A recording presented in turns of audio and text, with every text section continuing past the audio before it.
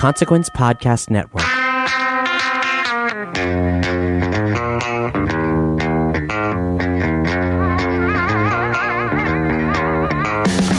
It's almost surreal to think that a major music festival happened, but it did, albeit in Texas. ACL Fest Weekend 2 recap, which includes the silky smooth sounds of Mr. George Strait, Aaron Frazier, Durand Jones and the Indications, and an incredible sushi dinner. Plus, one of the acts at ACL Fest was Modest Mouse. Isaac Brock, one of the most interesting humans in the entire industry today. On the What Podcast, which bands this year that matter? Barry Corder, Brad Steiner, Lord Taco. It starts right now. You're always trying to do your best. Don't worry about what happens next. 'Cause it never ends, it's just begun. We crash into the setting sun. So gather round, tell everyone we radiate. Oh, and a glorious day to you. I'm Brad, Lord Taco, Barry Corder, the What Podcast. I cannot wait to talk about my ACL weekend. My God, guys, this dinner. Oh, man. Oh, man. I can't stop talking about this dinner that I had. And I'm not kidding about that. This dinner was incredible. This is sushi, right? Yeah, sushi. Yeah. Sushi. Can't wait. Yeah, it was my headliner. It was my headliner Saturday night. Because when I'm thinking, a podcast about festivals, about, three guys that love festivals. Yeah. I can't wait to hear about the sushi dinner. Gotta hear Dad talking about sushi. Texas. Yeah. When I go to Austin, Texas, I love to get the sushi. You think about sushi? What have you guys been doing? How's everything going? What's new in Barry's life? What's new in Taco's life? I'm down in St. Simon's with my daughter and son-in-law and a brand new baby. So, hey Taco, do you find it odd that Barry Corder always seems to vacation near my mom's house? I've been looking for. It's not that odd if you think about it. Yeah. Is there a hurricane watch put out? The flags are up. Have you seen Hurricane Linda since you've been down there? We have not. But the flags are out. Okay, the flags are out. What are the chances? It is kind of weird, isn't it, that your mom lives miles from my daughter, who is the only one in our family now who doesn't live in the Chattanooga area. I mean, it's even stranger before the old lady moved, because she lived down the road, literally in the same neighborhood as Barry's family. I mean, it's just bizarre. Of all the places that you could have chosen. Wow. You sure you all aren't related? Dad? She lived, they lived within a half mile of each other, didn't they? Yeah. I mean, you had to pass Barry's daughter's house to get to my mom's place. So strange. So you haven't seen Mom, huh? I haven't seen Linda. I thought she'd been your first call. No, we're probably on the way out. Okay, yeah. Directly out. On the way directly out. Look at the time. Wave as you drive by, yeah. Oh, I gotta go. What's Taco been doing? Except for going to, wrestling bars. Going to the wrestling bar. Yeah. You like that? I mean, I've never seen somebody enjoy just total shit like you do. It is just totally bizarre how much you love going to a wrestling bar in North Georgia. Man, it's so much fun. And the funniest part is, so we pull up and haven't even gotten out of the bus yet, still in the parking lot. And the guy comes up and he's knocking on the window, and I roll it down and he's like, "Hey man, I'm sorry. They just closed. We were playing, we were the band, and we just finished. And so, it's done." And he was like, "But I'll give you a parking lot serenade." So he plays like the worst drunken cover of Every Rose Has a Thorn. And, my mind was blown, and I was like, "Thank you for that." And then we start to leave, and then he comes back and he's like, wait, I was wrong. They're still open. I was like, "Well, I thought so. The sign says open." So Barry, we finally get in. Barry, he saw more music than I did at ACL. I got a great story too. Is this they do professional wrestling? Oh, come on. You're using that word really loosely. I have a story is the reason that I asked. This is the honest to gosh truth. I worked at a funeral home when actually my wife was pregnant with my daughter that I'm here visiting. I needed a second job, and I got a job. And the first night, there was a guy about my age who was also his first night. And he's one of these guys that never stopped talking. He had a story about everything, and an opinion and all that.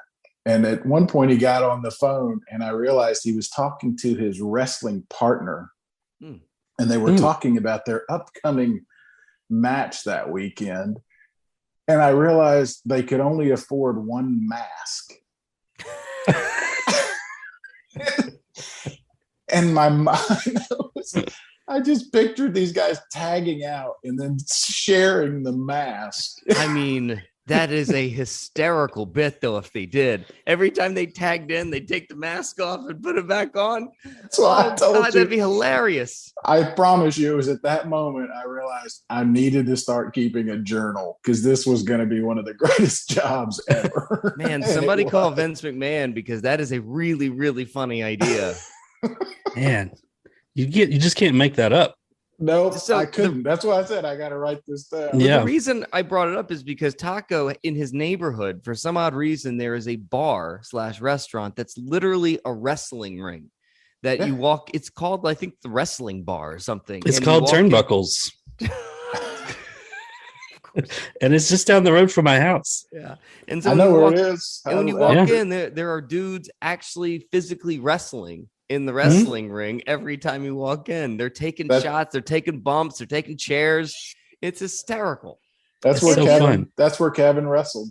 The other thing, with the mask. The other thing, every time you send a picture of that place, no one is ever there except for the guys wrestling and you. And me. Yeah. Isn't that great though? You don't have to worry about running into somebody or, and they got PBR on draft. Oh, thank God. Yeah. Oh, man. It actually sounds like a lot of fun. It is. And you get to yell and scream at them and hate. Yeah. I think the thing, look, there is a part of me as a kid who grew up on professional wrestling that has always wanted to get into the ring and just take a couple of laps, just do the back and forth on the ropes. Off the turnbuckle. Yeah, I've wanted somebody to throw me into the turnbuckle. I've always sort of wanted that. All right, I just next time you're in town. I just don't want to, putting it on the list. I've got a mask. We can share it. Yeah. The PBR boys. The PBR boys. PBR boys. So I went to ACL over the weekend. It was first festival since Lollapalooza. And I don't know what it was, but I felt more freaked out about COVID there than I did at Lollapalooza. I think maybe because I was just in Texas, and everywhere else that you went, nobody gives a damn. And that feels a little freaky. Is it as, tied up or as loose as I think it is? Not tied up, but as loose as I think it is in St. Simons, Barry? Oh, yeah, it's loose. Mm-hmm. I think I've seen 3 masks. Mm-hmm. Yeah, it was really weird. And, the whole time, you just have one of those moments where you cough or you stub your toe and like, do I have it? Do I have it now? Do I have it now? Yeah. It's just very strange. But, all that being said, ACL it doesn't matter really. It's just like Bonnaroo in that it doesn't matter the lineup. It just feels right. The space always feels right. The energy is always good. You never seem to have a bad time there. And even though the lineup was short, it felt like, man, I don't think anybody gave a damn. It was a exceptionally great time. I'll start with the silky, smooth sounds of maybe the best set I have seen in 2 years. Aaron Frazier. I am in love with this kid. I have a man crush on him. I am obsessed. Aaron Frazier is the drummer for Durand Jones, The Indications. Durand Jones, The Indications. Durand is ironically from New Orleans. Lived in New Orleans as a kid, born in Lafourche Parish, I think. No, Ascension. He's born in Ascension Parish and eventually made his way up to Ohio. I think it was Ohio or was it Indiana? One of those states. Met all the guys in the band, started the band, and now, they've got, some success. I think they're an incredible act. I think I saw them on Thursday in an early show, and you can tell their newer stuff is a little bit more up and, moving and get you dancing. The earlier stuff's a little bit, more in the 60s soul side of things. But either way, they are so good and they are so tight. Well, every now and then they turn it over to the drummer, and the drummer has this falsetto that is just unbelievable. And it was so good, Dan Arbach from the Black Keys found it and did an album with him. And I remember when this album came out, mainly because it was Dan, and I listened to it. I'm like, man, this is really good. This is blue-eyed 60s doo-wop soul, and I can't get enough of it. You know how much I love soul music, Barry. So I really liked the album. I put it away for a little while, and I saw him on the schedule. It's like, oh, he's going to do his own solo thing. Well, I didn't realize it was going to be only his second ever show with this group. And oh my God. I was chills. Every song, it was like Smokey Robinson. Nice. It was like this kid just plucked out of nowhere with this beautiful falsetto, and everything was just so pitch perfect tight. Oh God, I turned around and you saw the entire Black Pumas. You saw all of Durand Jones. You saw a guy in Duran Duran. It felt like all of the artists knew what they had, and they all came to see Aaron Frazier. It was nuts. Absolutely nuts. You couldn't have given me $100 to think that was going to be the show that I was going to remember. Nice. Now, you probably said earlier, did you go because knowing you had to make an effort to go. So did you make an effort, or were you with people that said, we got to go see this one? No. So I went to ACL because of the dinner. I'm not going to lie. I went to the dinner, but along the way I said, well, if there are, a few shows that I want to see the Durand. That's why I got there on Thursday night, not Friday. I wanted to see Durand Jones in the after show. I wanted to see them versus from a club to a festival. And then I wanted to see Aaron Frazier. Okay. And if I got anything along the way, all in, that's cool. But along the way, speaking of Silky Smooth, sounds as good in 2021 as he did in 1982. Mr. George Strait was fantastic. There's no pretense on that stage. There's nothing that you need to, there's no giant Miley. It's just such a weird contrast. At the exact same time, Miley Cyrus is on the other side of the festival doing, God knows what. But on the other side, it's just a man and a few guys with a guitar. Yeah. It was so simple, so silky. And it, just like we thought, hit after hit after hit. Yeah. And he still sounds great. It's what is it? Three chords in the truth, right? Makes it work. Yeah. And, I just I always found it so charming when he would he's got this move where every time he hits a note where he always says, hey, or he's got this pull away from the mic thing that he does that I find to be so cute. I don't know why I like it so much, but he's got this move. And frankly, it's the only move he has. There's not much other stuff going on. Which I found it to be such a weird coincidence that Miley Cyrus is on the exact same time as him. So no Miley for me, Barry. But I got you. But I did go to the sushi dinner. I can't stop thinking about this dinner. Right. So first off, I can't wait. Yeah, start us off. Walk us through it. Okay, so they only seat 10 people. And I can never get these words right. Omakase.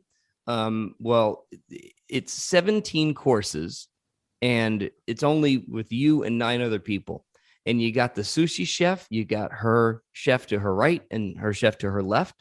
The guy on the left is packing the sushi, or packing the rice, and the guy on the right is cutting the fish, and she's putting it all together and preparing it in these beautiful little ways. So you get 17 pieces.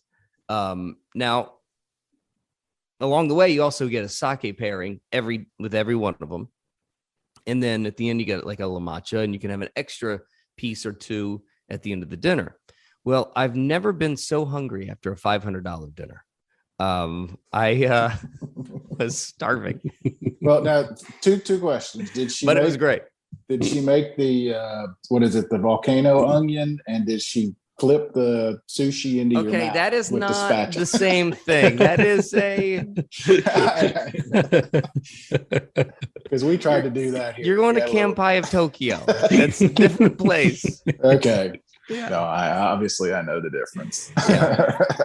There's just like the fish that she was choosing. First off, they're just so unique and so interesting, and she's doing so many weird and bizarre and brilliant things with them, like dried marigold leaves on top of, like the prawn. But this fish is just butter. They taste like butter. She's got them so well cured. Like you just like they melt. How do you get fish like this? It was incredible. Plus, she is incredibly charming, and she's telling the story about how she came up with all these recipes. She's the star of the show. I mean, you just listen to her tell the stories, and it's worth every penny. But then the weirdest thing, talk about a small world, Barry. The guy, her chef to her right, Chef Jeremy, owns a house 5 blocks away from my house. Of course. He was telling me, he's like, "Oh yeah, I'm a Treme guy." I'm like, "Where in Treme do you live?" And he told me the address. I'm like, "Dude, I drive by that every day of my life to get to work." Wow. Every single day. I know That's exactly cool. the house that he lives in. That's pretty cool. Tell How me, is that 17 courses, were they all unique? Yeah. Well, everything tasted different. I got one twice, and it was just it was like a little bit of a rearrangement the second time, because there were 2 meat pieces on there, and I don't eat meat, I'll eat fish. So she redid one piece specifically just for me, and it was the toro. Oh, the toro. I'll take it all day. I'll take that toro all day. So that was incredible. Man, I had a great dinner at Laundrette the first night in front of Durand Jones. Man, that was then there's this incredible Italian place called Red Ash that I'm a pretty big fan of. There must have been Red Ass. That'd be Red Ash. Red Ash. Sorry. That we must have cleared through 10 bottles of wine. 10 bottles of wine. Now it sounds like my week. Yeah. I'm with you. I got home on Sunday. And Hillary picked me up from the airport, and it was late. I get in the car. She goes, "Damn, you smell like booze." I drank 2 nights ago. That's how much we poured it on. So the ACL experience again. I've always been pretty hard on Austin, but I was talking to some of the Austin people. They passed some sort of ordinance to do something about the homelessness. It felt a little cleaned up. It felt a little bit more like you could walk around without, tripping over literal people sleeping in the streets. But man, I still contend everyone in Austin looks like a J. Crew ad. I feel like I walk into J. Crew every time I'm in Austin. Everyone looks exactly the same. And not just that they look the same, they're wearing all the same things. They go to the same places. It's still a tad strange. Now, with all that being said, I don't know, Barry, if you've ever been to Austin, but the thing that I love so much about the city is that everyone seems to care a lot about the things that I care about, like design and making something look right. Everything is cute. I'll put it that way. Everything is cute. They even the Torchy's tacos are in incredibly brilliant spaces. The details in that city, at least for user experience stuff, is fantastic. They're so well done. So the gentrification hasn't ruined that yet. I know they were fighting. The gentrification's all over the place. All over the place. Okay. Yeah, and it's just getting wider and wider and wider. And you get Elon Musk moving his entire operation to Austin. All the software and the San Francisco is coming with him. Gotcha.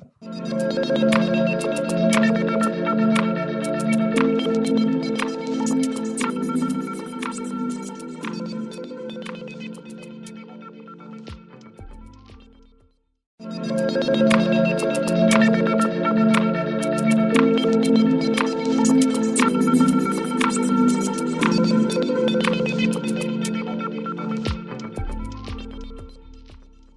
was a great weekend, though. I'm trying to think of what else I saw that I thought was really interesting. I love Future Islands, and I hope one day to be able to talk to him because I find him to be unbelievably interesting. But I'm to the point where if you've seen the Future Islands show once or twice, I don't know how many more times I need to see that show. I love him. I love the band, but I saw it again, and this is like the fourth or fifth time I've seen it, and it's just the same bit over and over and over. It is fun though at this point to watch the crowd. You look around and you watch them see it for the first time, and they look around like, what in the hell is this guy doing? He's ripping off a mask from his face. He's collapsing to the ground. You can literally hear him beating his chest while he's singing. He's punching himself in the face. It's a very physical. He went to the wrestling bar. It was the wrestling bar on stage. And he combined everything. He's just sweating like a maniac. He's falling down to the ground. He's noises.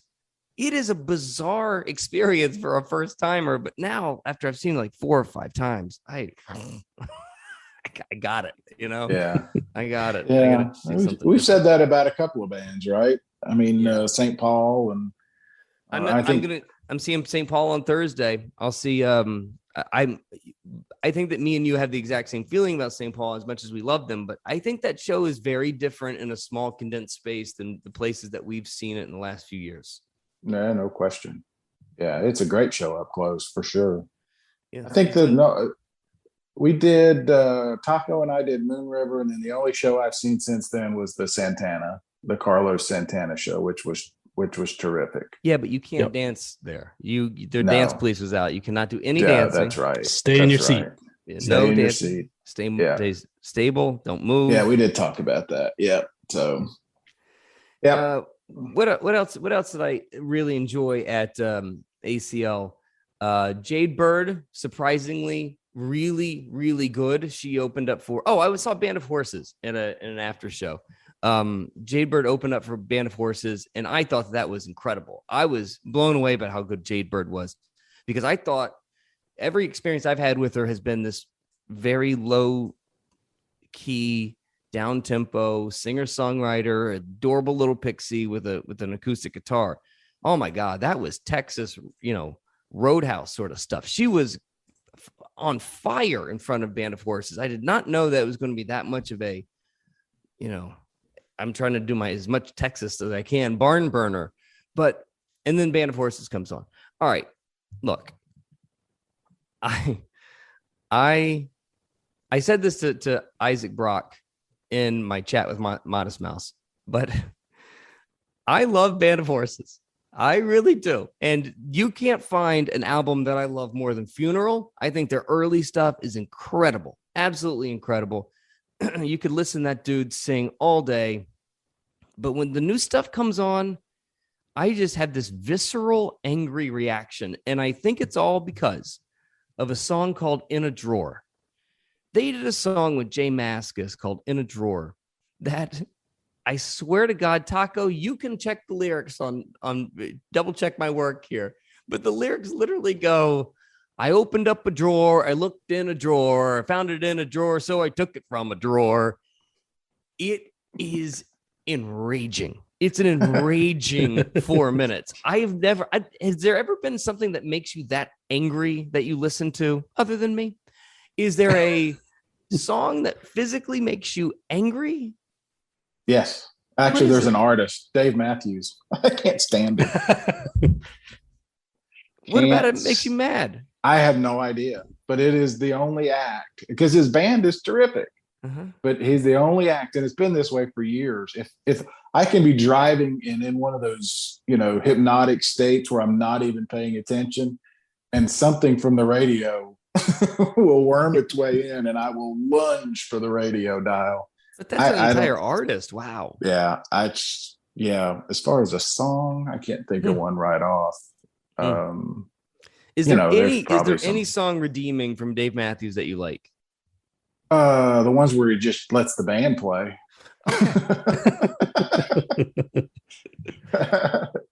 Yeah, well, the Warren Haynes, what is the song that Warren does with him? Oh, the Neil Young song. So you have to hear Dave Matthews with someone else doing someone else's song for it to be passing for you. Okay. Yeah, pretty much. I really loved Crosby, Stills, and Nash when Crosby and Stills wasn't there. It was great. When they, I love those. When they had guest when artists. it was just Graham Nash. Loved him. Yeah. No, there's a few like that, but yeah. Oh, we built this city. That's a song that I hate. I love that song. I hate that song. I was about to say that's my favorite song. Yeah. Good for you. It's one of those. I feel like the band of that stature should have known better. They should never have done I think that. that's the point that I was about to make, in that you guys are so good at this, and yet you put out that. And not that you put it out, that you keep playing it, thinking it's one of your bigger hits. Yeah. I mean, they legitimately love this song. They love it. They love playing it. The audience seems to like it. It still gets played on satellite radio. It is enraging, this song.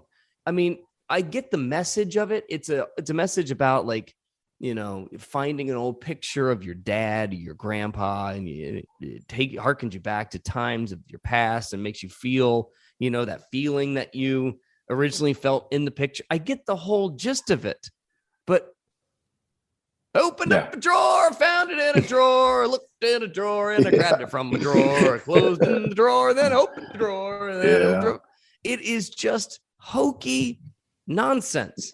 Yeah, I got it. Mr. Roboto would be another one. And that one's funny to me because Tommy Shaw and the rest of the band won't play it anymore. Really? They hate it too. Yeah. Yeah. There are some, sure. But you're talking about major hits. This was like a mediocre hit. I understand. Just keep hanging on to, and oh god. Yeah, but the point that I'm making is, like, I get a lot of pushback from Band of Horses fans on this, and I understand why. But for me, whenever they try to be a rock band, it just doesn't work a lot of times for me. But when they go back to Funeral, maybe I'm just so partial to that album that I can't really hear them any other way, and that might be on me. But man, when they start trying to be a rock band, I'm just like, sing me a ballad, make me sad. Yeah. I hear the sad stuff. Go back to George Strait a little bit, I guess, because we hyped that up so much 6 months ago. You know, we said, what's he got? 53 number ones. He's the Guinness book. He can't do them all.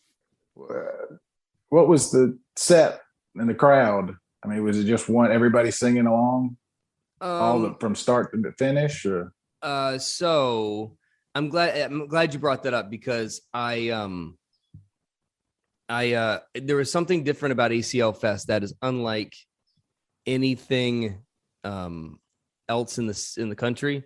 You can bring chairs. Yeah, it was different. It's a lot of sitting and singing. The crowd was definitely sitting and singing.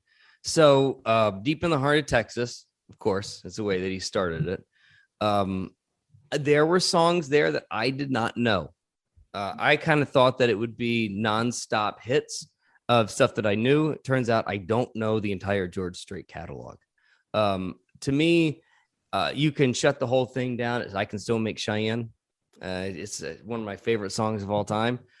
He played that really, really early. I loved Carried Away. I think the voice still carries with Carried Away. And then, you know, I won't lie, I didn't make it for the second hour. Okay. I didn't make it for the second 2 hours. We got I feel like I got a good hour into it. I think that I probably got to, damn it, what is the name of that song? Amarillo by Morning. I never heard Amarillo by Morning. So did it feel like a curated? I missed probably a bunch of his actual hits because once I heard Carried Away, I was like, I've heard the two that I love. Yeah. Well, that kind of answers. So did it feel like a curated set or just to feel like a, I don't think that George Strait's, going off the cuff too much. I think it's pretty tight. I don't know if he's, just walking around the stage like, all right, let's do this one. Yeah. I think stay with me, boys. Follow me. Yeah. I got you. Did I hear Check Yes or No? I wonder if I heard Check Yes or No. I don't remember. Man, I mean, I hope I didn't leave as early as I did hear Check Yes or No. Yeah. Okay. I'm looking at this. I'm looking at the set list right now. I just found it. Check Yes or No was 6. I don't know how I missed that. So I got through. Yeah, I didn't get to Amarillo by morning. He played it way late in the set. I was gone probably about an hour. Okay. And the other thing too is the other thing I wish that I heard more of. I kind of like him when he's a storyteller, and I don't feel like I got a lot of that. But you're just never going to see George Strait again. So yeah, that's about all I wanted. You give me Carried Away and Still Make Cheyenne, and I'm going to be a pretty happy guy. Cool. The other thing I have for you this week is I have re-sparked my love with Modest Mouse. I know that I don't know if you've heard the big hit that they've had this year, We Are Between. It's on the new album Golden Casket. So when the album first came out, I was like, I don't know, Modest Mouse. The last couple albums have just been okay. Man, I love this new album so much. It feels like they are so inspired again. And, the impetus of this album was, how can I just go in there and make a whole bunch of noise and make a song out of it? Literally, he's banging on a Coke can in one of the songs. So I re-fell in love with the album, and I saw the show at ACL. And then they did a show for me last night at the Fillmore in New Orleans. I just love Isaac Brock so much. He is such a unique and bizarre and smart and thoughtful dude, all while being fun and playful. I didn't anticipate this, Barry, but last night I just walked in to say, hey, Isaac, thanks for the interview. I'll just get a picture. Didn't say thank you for the interview. Never got the picture. We sat there and talked for an hour and a half. You should probably tell people who are just tuning into the show and don't know when you say he did a show for me, what you mean for the radio station. Yeah. So they probably let people know just for me. That's what I do. I literally did he make sushi as well for you? I found him at a wrestling bar. And he was in the parking lot. Was he flipping burgers? Yeah. Yeah. So they did a show for the radio station, 2,200 people. They sold out. It's one of the few shows that have stuck through the fall, mainly because they're one of the one shows that sold out. That'll do it. It was a great crowd. I thought the set was incredibly tight. They sound as good as they've ever sounded. Isaac feels inspired. I don't know. I just had such a great time with it. And I kind of wish I would have been, I don't want to say more prepared, but more prepared for my conversation with him. Because thinking about it now, after I've talked to him for an hour and a half, I have so many more questions for him. And now I've gotten re-sparked with this guy and this band, and it's made me go back and listen to all the old stuff. And now I want to do the interview over. I want to do over. I've got so many more questions and more interesting things to talk about. But with all that being said, it was still a fine chat, and I'm gonna play it for you now if you don't mind, and then we'll wrap it up for the day. If there's anything else we need to get to before we get to Modest Mouse. No, sounds great. Okay, sounds great. Let's do it. Modest Mouse, Isaac Brock on the What Podcast.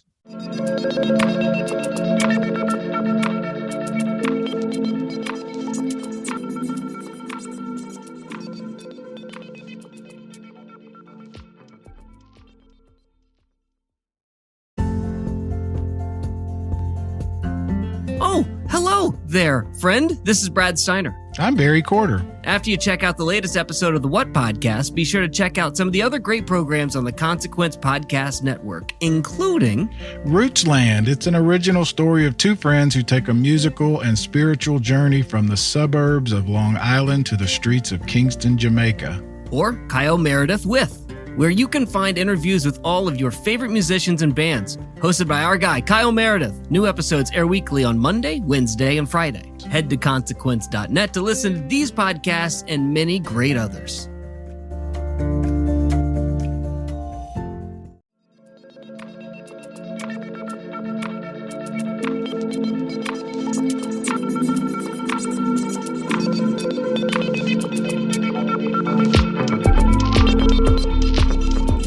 Isaac, I'm so excited about this. It's kind of strange to say it, but since you guys have been around since 1996, you've been like a thread in my life this entire time. Yesterday at ACL, if I'm not mistaken, your first ACL was 2004 or 5 with Float On, and then now you're back at ACL 15 years later in front of Jack Harlow and Billie Eilish. Two people who probably were, 3, 4, 5 years old. That has got to be a really weird sort of mind screw for you. I try not to let it get into my head, which is to say it should and it doesn't.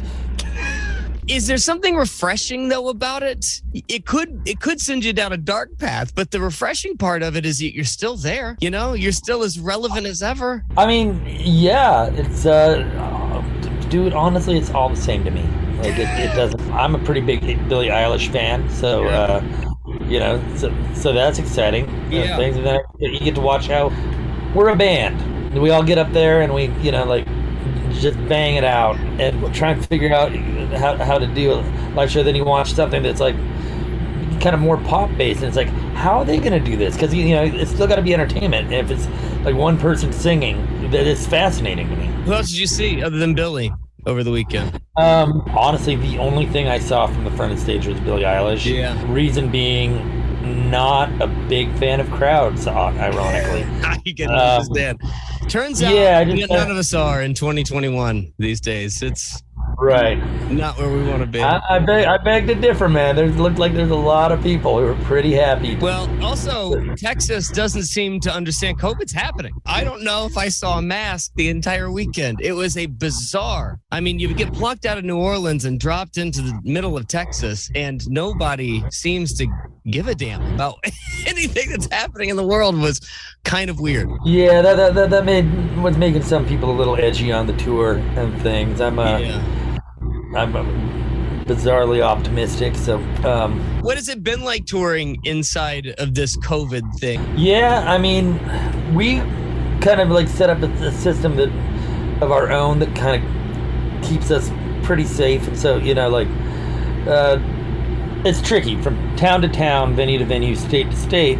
The rules are different, so that the stakes are higher or lower, and things. But we're pretty realistic about the fact that if one of us gets on the bus with COVID, we've just tanked it, and possibly like those ripples might even go a little farther than just our own situation. It might affect other people. So we've kept this as a pretty insular tour, which is fine for me. Yeah. Or whatnot, I mean, for the anti-crowd guy, yeah, this is working for you. Yeah. I mean, I haven't noticed. I mean, before COVID, I rarely went in the building except for to play. It's because I don't like being in, kind of sterile buildings. I end up hanging out in the parking lot. I think that might be a name of a Modest Mouse song, "Hanging Out in the Parking Lot." That's been the subject of you. I'm such a big fan of yours and the band's, I think, is because of a point that you touched on a second ago. There's no pretense. Like, I don't feel like I'm ever being talked down to. I don't ever feel like it feels real and weird all at the same time, which is almost the reason why Golden Casket works so well. Feels optimistic, dare I say. It feels like you might be happy. Well, in all fairness, I have a 2 and a 4-year-old, and I had to correct myself a few times and just, be like, look, Mr. Cynical, like if you brought two people to the planet and you're just gonna, like, cast shade on it the whole time, like, what do you got to offer? Like, what are some positive inputs to this and things? Can you with a clear conscience actually even be optimistic? And I decided yes I could. And so it actually required me to do a little work on myself. And also, I was recording and writing this record during this pandemic, and I'm sure as hell no, I didn't want to, toss gas on the fire of depression and such and things. And so I started looking past that to see what I did like that I saw. When you look and see how much optimism, you bring a 2 and a 4-year-old into the world, right? And right. You start I don't have children, so I don't know what this click is like. What is the click when you say to yourself, well, I do have something to feel optimistic about, and you do that deep dive, almost like a body scan from top to bottom? Maybe you were pretty optimistic to begin with, right? No, we've got a long road to hoe, man, as far as,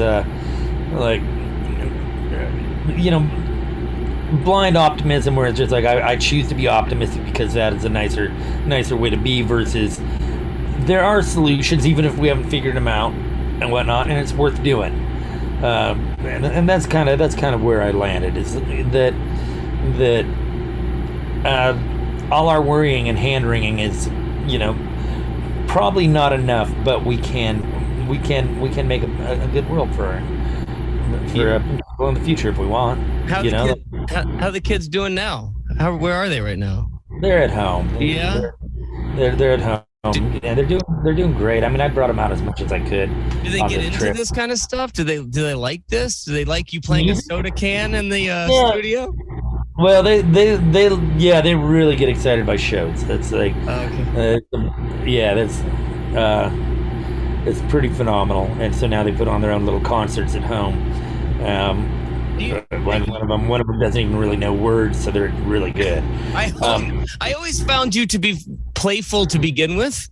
Do you think that having children has made you even more playful, even as a songwriter, as a composer? No. Have children made you sillier? I'm trying to be sillier because it's funner, but I go between being like, trying to like change myself into someone who speaks properly and uses the proper name for everything, because I don't want to blow it for them and have them see it and just making the D in school or something because I thought it was cute not to know what to nickname everything. So and then at the same time, you want to be more fun. So Isaac, I'll give you that's a good lesson to have with the children, because my father used to have this running joke, and for the period of until I was 13, 14 years old, he would laugh. He goes, "Oh, that hurts me in my ovaries." And he didn't get it till when? And it took me till a mid-teenager to realize I said that in response to them in the moment, just like Dad would. And the Hancocks were like, "What did you just say?" Yeah, I got in a lot of trouble because of that sort of stuff too. I actually was remembering that I had this dude my mom dated after a divorce had all these cute cartoon T-shirts, and I did not know what they meant. And I got I'd have to get on different save a tree, eat a beaver. Had no idea what was going on there and things. Even when I was getting reprimanded for it, I'm just like, I'm not getting it. Like apparently we don't. I had a T-shirt one time that said Pat McCrotch across the front of it, and I wore it to. Oh, that's funny. Yeah, it was, and I wore it to school. I thought it was just a friend of my dad's. I thought it was just like a pal that we had. No, it was not a real person. Yeah, I didn't know that T-shirts could be trouble. Yeah, big trouble. I do want to just touch a second again on the new album, because I can't stop listening to it and thinking about it. You this is not uncommon for you to just start pulling shit out of thin air and playing it on an album. But does it feel like you did more of that this time than you've done in the past? And the end question, the end point of this is, I just don't understand where these things start for you and then how they get to where they are. That sentence kind of says it all, because I didn't either. I didn't have the patience to like want to sit down all of the Beatles or whatever and like craft a song on a guitar. I just wanted to make interesting noises and see if they could become a song and whatnot. And like the thing is like, before we did end up putting like chords of some actual instrument on, it was just interesting. It wasn't necessarily music, but it was really fun. Then it's like, and you start like it's really just through repetition. Now, there's this lady, she teaches about like sounds of illusions created by sound. And one of the things that happens is almost anything, like if you were to just say, take a few words from any sentence we've said and just loop it, it becomes music, and whatnot. And that goes the same for like banging on a bowl. If you loop it and you got the time right, all of a sudden there's music there, and it's really really fun. I've gotten into during the process, before I even started working on this record, I'd spent like better part of like a few years just trying to learn like forensic software and for sound audio, and it does that thing where you'll be looping something and I'll be like, that's a song, I should sample that. That's a song, I should sample that. And it's completely non-musical. I mean, this is just like taking like the audio from a room and things, and then looping it and trying to dig out interesting stuff. There was music. I mean, James Murphy did it with the LCD sound system. He took the fan that is above his head in his bedroom and turned that into a song on the new album. I mean, like the Beast Boys did a lot, or the Dust Brothers, the producers for the Beast Boys, people like that, like, or that there's a lot of that. A lot of that going on. It's really cool. So what song on the album is closest to where it started? Back to the Middle, easily. Okay. Back to the Middle was something that I wrote in a very traditional way, and I produced it, and we produced it in a very traditional way. There was no, all elements of it existed prior to hitting the studio type thing. Did you say that consciously? Like, I need to have something that has some basic structure on this, or did you just like it the most? No. It was well, it wasn't. I didn't go in there with like I have to go. There was something I needed to fix, but in order to feel like I was showing up to the show with something that we didn't have to ask what is. It was like, here it is. This is obviously a song, and let's move on and get weird. And it kind of breaks the ice for something. Like, takes a little bit of tension away from the process to know that you at least have something. Well, I mean, but I don't. It's not something you had to do. It's just something that you felt it was, a responsibility. I have to do anything. I could actually put out a record of just fan sounds that aren't musical. It's just not what I want to do, or what people that listen to me necessarily want to hear. So I do think it would be fascinating to hear some of the first rounds of cuts, though. Man, oh man! I'm actually working on something, an inside out record of this. Because so many of the crazy sounds, like, because they weren't necessarily music, or like they were taking up too much real estate for singing and something else to happen. And I just want to, like, I really want to do something that really, like, contrasts all the really cool, weird stuff that gets buried, or like, some gets cut just because you can only have so much weird stuff. Yeah, absolutely. I love that idea. Speaking of weird stuff, I think that I find you to be really brave with your song titles, and I wonder if you I wonder how much trolling you're doing sometimes, or how much. Well, like for instance, do you ever put in, because your song titles are so odd, right? And they're so off of the beaten path of what a normal person, a normal album you pick up in a store, right? I wonder if there's secret messages hidden in some of these song titles. Like there's Guilty Cocker Spaniels is my favorite song title of all time, right? I wonder if you start with an idea that is so strange and then you sort of like work it around backwards from there. That one, you want to know the honest to God truth? Okay. Lifted it from literature. Okay. Yeah, that one sentence right there, Guilty Cocker Spaniels, was from a poetry book that someone wrote called Drunk by Noon and things. And then none of the rest of it, but that one part. So, oops. Yeah. Now we know. I wish you'd picked any other one. Doing the cockroach. Okay. Yeah, that one was that one was easy. Yeah. It's the latest. I don't know. Okay, so what you're telling me without telling me is that there is a method to the words that you choose to identify these pieces of art and work that you do. Absolutely. Okay. They are not random. Okay. They're part of the story. Well, that makes it even more fun. And stuff. I try not to do anything where I name a song something that doesn't take place in the song, because it's freaking confusing. Yeah. Otherwise, Yeah. then you're in danger of like getting into the pretentious art zone, where it's like, the song's called The Chair, and you just describe places that have chairs.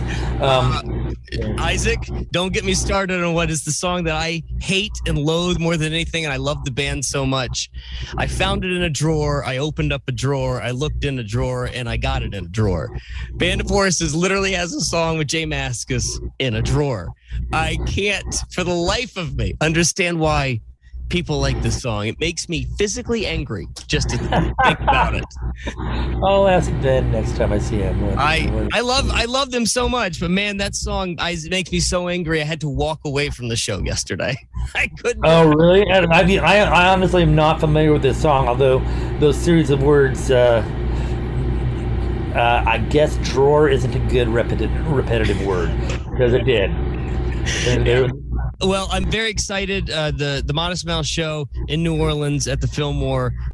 It is one of the few shows that we have this fall. We had a lot scheduled, and so many have gone by the wayside. But you guys have kept yourself healthy and kept yourself on the road, and I can't wait for it. I think that you guys have hit, some sort of like next level inspiration right now, and I'm just so excited to see it. Now for the third time. I'm really happy about it.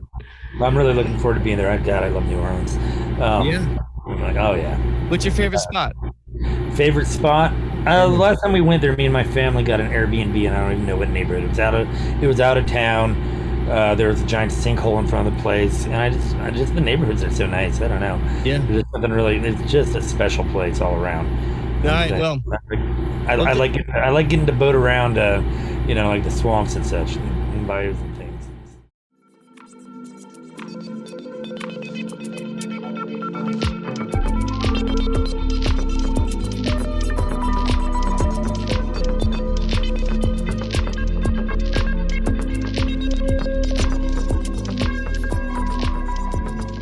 Isaac Brock, one of the most interesting human beings in this entire industry. Modest Mouse on the What Podcast, Lord Taco, Brad Steiner, Barry Corder.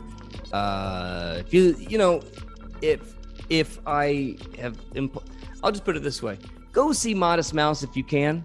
I think there are sometimes in the years past, a set has not been the best, or this worked, this didn't, whatever. But I feel like they're really in the pocket right now. So they're at Shaky Knees, right, Taco? What weekend is that? Correct. That's in 2 weekends. It's October 22nd to the 24th, and they're playing Sunday. Yeah. Yeah. Do it.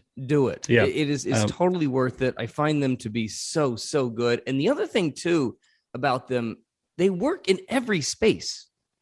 I don't care if it's an arena or a theater or a bar or a festival.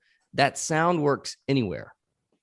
they're not, can't say that about everybody. Yeah, That's true. For sure.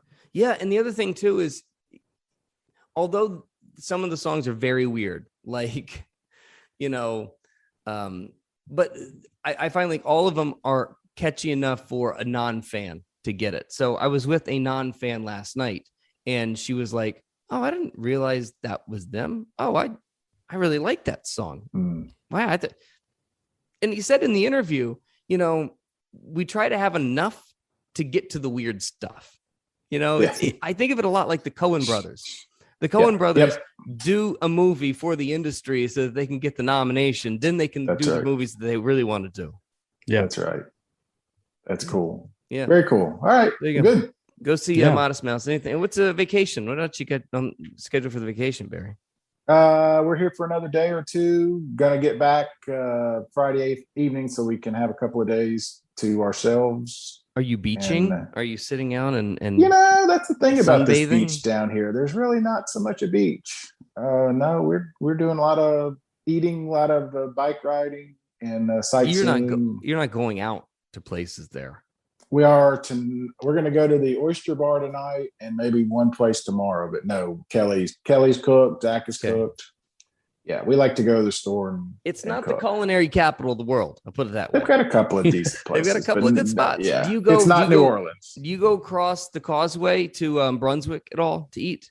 Never to Brunswick. We went to Jekyll for the first time last time we were here and had brunch at the where the Rockefellers used to at that hotel. Yeah. Oh my God, that place is that whole place is amazing. There are a couple of spots across the causeway in Brunswick that are actually really good. There's this one place called the Sea Shanty or something like that. Terrific lunch. The other thing is they've got a brewery there.